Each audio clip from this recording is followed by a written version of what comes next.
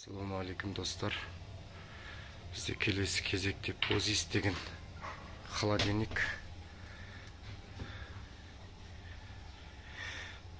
Суық бермей қалған, ешқандай суық жоқ. Соны қазір жасайтын боламыз берді. Фильтрлерін ауыстырып, бәрін тексеріп көрдік, енді заправкасын жасаймыз.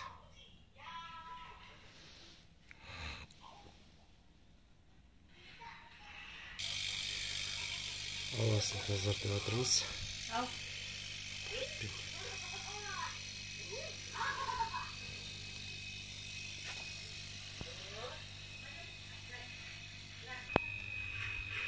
Бұндай ноу-прост холодильникте бірінші тендерін, датчиктерін бар, желдеткішін қолын тексеріп алу керек бір рет. Олар істемей тұрса, қанша жасағанмен пайда жоқ. Бірінші солардың істеп тұрғандырмағанына көз жеткізіп аламыз. Бізде бұлардың бәрі жұмыс жасап тұр қазір.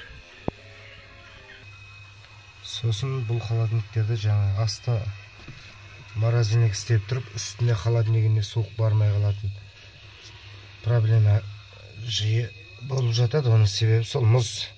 Мына тен істемей қалады, мына датчик істемей қалады. Сондай жағдайда мынаға мұз жиналып алады, мынаның бәрі кетіп қалады. Сол кезде үстіне суық бармайды. Бұндай ноу-прост деген холодильниктерді негізінде 2-3 ай сайын бір ертіп тазалап тұрған дұрыс.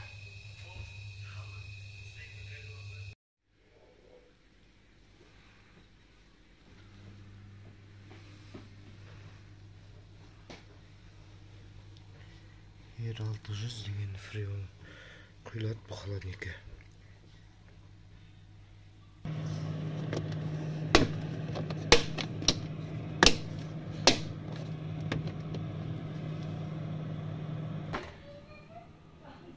Холодильнигіміз бұйыртса болды.